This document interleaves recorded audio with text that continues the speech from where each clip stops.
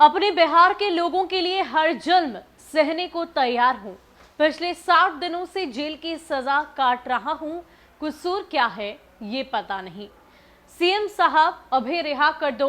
अभी बाढ़ पीड़ित और कोरोना संक्रमित मरीजों को जो परेशानियां हो रही है उन परेशानियों को मैं दूर कर दूं, फिर चाहे तो मुझे जेल में डाल देना। जी हाँ, ये बात कही है जाप सुप्रीमो पप्पू यादव ने।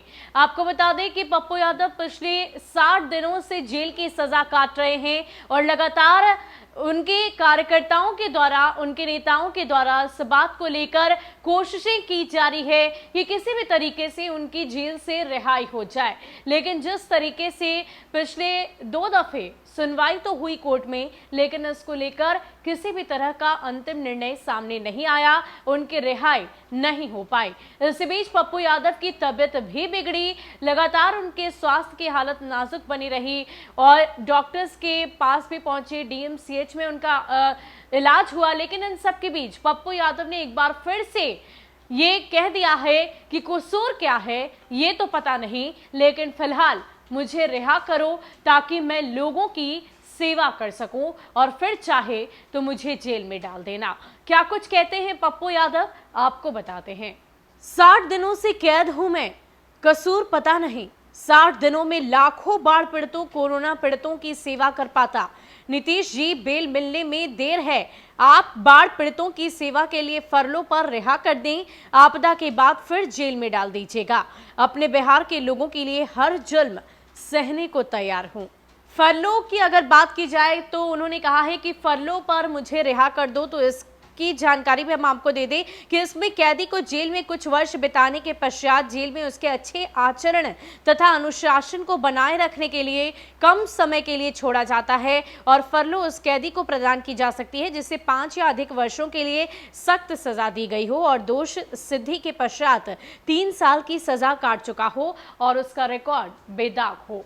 तो आपको बता दें कि जिस तरीके से पप्पू यादव ने अपनी जनता के लिए, अपने बिहार वासियों के लिए मुख्यमंत्री नीतीश कुमार से गुहार लगाई है और ये कहा है कि फरलों पर मुझे रिहा कर दिया जाए। तो फरलों का अर्थ होता है कि आप 5 साल के लिए किसी सजा के दोषी ठहराए गए हों और 5 साल के लिए आपको जेल में बंद किया गया हो, लेकिन ऐसी कोई भी बात नहीं है। ऐसे में मुख्यमंत्री नीतीश कुमार से ये जो गुहार पप्पू यादव ने लगाई है, ये गुहार उनकी सुनी जाती है या नहीं, ये तो देखने वाली बात हो गई। लेकिन जिस तरीके से पप्पू यादव ने खुद सामने आकर कहा है कि पिछले 60 दिनों में ना जाने कितने लोगों की मैं मदद कर पाता, कितने कोरोना पीड़ितों की मदद कर पाता, बाढ़ पीड़ितों को मदद कर पाता, लेकिन आज ये तस्वीर है कि मैं जेल की सजा काट रहा हूं, वो भी बेगुनाह होने के बावजूद, बेकसूर होने के बावजूद, क्योंकि मुझे खुद ही नहीं पता है कि मैंने आखिर किया क्या है, कौन सा गुनाह है, कौन सा कसूर है जिसकी वजह से मुझे जेल की सजा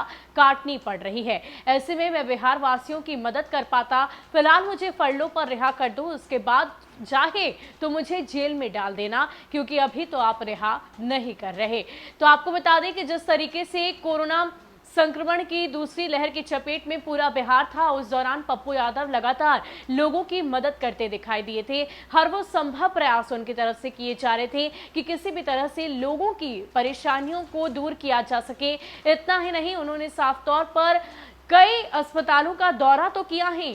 ऑक्सीजन की उपलब्धता मुहैया कराने की बात की जाए या फिर हम बात करें बेड की उपलब्धता की, हर वो कोशिश उनकी तरफ से की जा रही थी कि किसी भी तरीके से लोगों तक मदद पहुंचाई जा सके। इतना ही नहीं, खाना बनवाना भी उन्होंने शुरू किया, भोजन की सुविधा भी पप्पू यादव की तरफ से दी जा रही थी। लेकिन इन सब के बीच जो तस्वीरें सामने आई लॉकडाउन के नियमों का उल्लंघन करने के मामले में, साथ ही साथ पुराने कुछ मामलों को आधार बनाकर उन्हें जेल में डाला गया, लेकिन अब तक उनकी रिहाई नहीं हो सकी है। ऐसे में एक बार फिर से पप्पू यादव ने मुख्यमंत्री नीतीश कुमार से गुहार लगाई है। अब देखने वाली बात होगी कि क्या वाकई पप्पू यादव को अभी रिहाई मिलेगी या नहीं। मुख्यमंत्री नीतीश कुमार क्या उनके इस गुहार को सुनेंगे या नहीं। फिलहाल पप्पू यादव को लेकर आपकी क्या राय है, आप क्या सोचते हैं? क्या वाकई पप्पू यादव को जेल से रिहाई होनी चाहिए? क्या वाकई पप्पू यादव को बाहर निकालकर मदद करने के लिए छोड़ा जाना चाहिए? आप हमें कमेंट सेक्शन में जरूर बताइएगा। फिलहाल के लिए इतना ही। ज्यादा अपडेट के लिए आप बने रहे न्यूज़ फॉर नेशन के साथ। नमस्कार।